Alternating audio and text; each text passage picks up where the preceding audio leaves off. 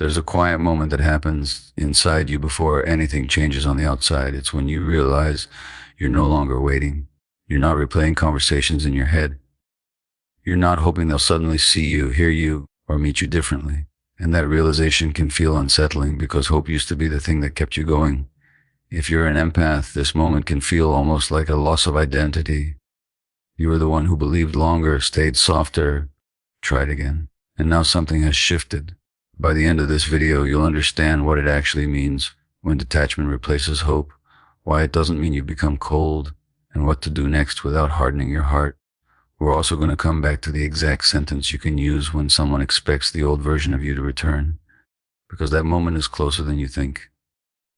Let's open two important loops right away. One is why you held on to hope for so long even when it kept hurting. The other is what to say when someone notices you've changed and doesn't like it. The answers to both live in your nervous system, not your personality. Empaths don't stay because they don't see reality. They stay because their bodies are wired for connection. Hope wasn't just an idea for you. It was a strategy. Somewhere early on, your system learned that staying emotionally available helped maintain closeness. So you gave things time. You explained. You believed in potential. And each time, a quiet part of you said, maybe this time it will be different. And here's the part no one tells you. Hope becomes heavy when it's one-sided, not dramatic, subtle. You stop bringing things up because you already know how it will go. You adjust your expectations without admitting you're doing it. You feel less reactive, not because you're healed, but because you're tired. That isn't weakness. That's your system collecting. Picture a moment that might feel familiar. Someone disappoints you again. Maybe they dismiss something important to you. Maybe they cross a boundary you've named before. You feel the old reflex to explain, to repair, to make it make sense. But this time the reflex doesn't fully activate. There's space instead. You respond calmly. You pull back slightly. And later you wonder if something is wrong with you. Here's the part no one tells you. That space is not you shutting down. It's your nervous system protecting energy. Detachment isn't the absence of care, it's the absence of self-abandonment. When your body realizes effort no longer leads to safety or closeness, it stops pushing, not out of bitterness, out of wisdom. This is where guilt often shows up. You might think, I'm giving up, I'm being unfair, I should try harder.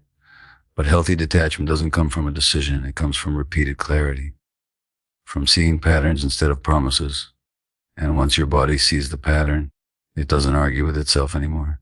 And here's the part no one tells you. Grief often lives underneath detachment. Grief for what you hoped the relationship could be.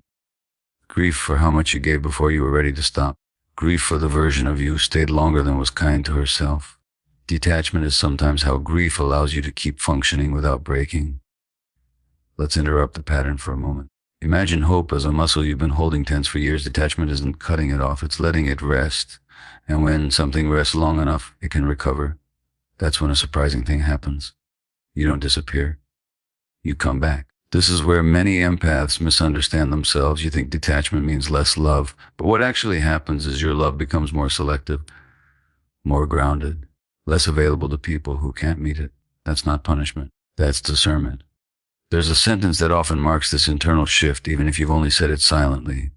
I'm noticing I don't have the capacity to keep showing up the same way. Notice how it doesn't blame or explain. It simply names reality, and people who benefited from your overgiving may feel unsettled by this version of you. That discomfort doesn't mean you're wrong. It means the dynamic is changing.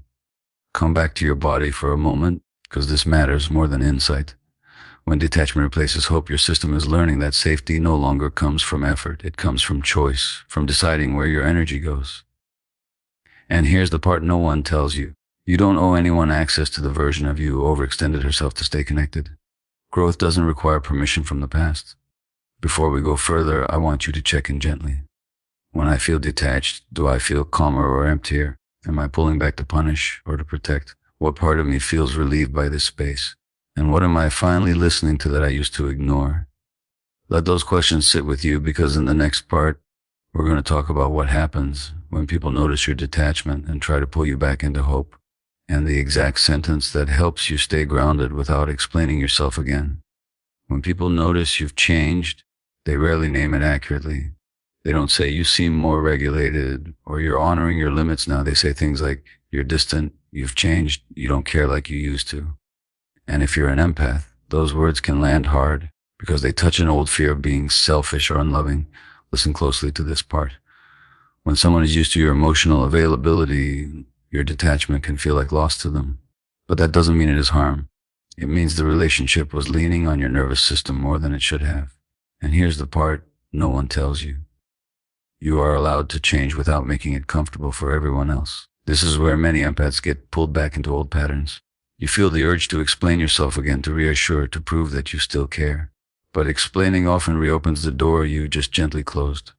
Instead, there's a different way to respond that keeps your heart open and your body settled. Here's one sentence you can use when someone pushes for the old version of you. I care about you, and I'm choosing to relate differently now. Notice how that holds warmth and firmness at the same time. You're not rejecting them, you're honoring yourself. And people who can meet you will adjust. People who can't will keep asking you to abandon yourself. And that information matters. Let's pause here for a small reset you can use in real time, especially when guilt shows up. Take a slow breath in through your nose. Let your chest and belly expand. Exhale through your mouth a little longer, as if you're fogging a mirror. As you breathe out, gently press your feet into the ground or your back into the chair. Then say quietly inside, I can be kind without overgiving. Stay with this for about a minute. This tells your nervous system that you're safe, even when you don't perform care the old way. Here's something important that often gets missed. Detachment doesn't mean you stop feeling. It means you stop chasing resolution with people who avoid responsibility. You still feel empathy. You just don't let it override your self-respect. And that balance is what emotional maturity actually looks like. Another sentence that supports this shift is one many empaths fear will sound cold, but isn't. I'm not available for this conversation right now. Said calmly, without explanation, this isn't withdrawal. It's pacing. It gives your system space to stay regulated instead of reactive.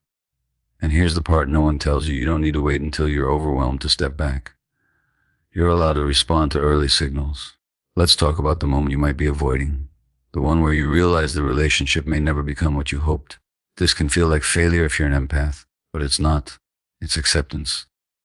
Acceptance doesn't erase love. It removes illusion. And when illusion falls away, something steadier can take its place.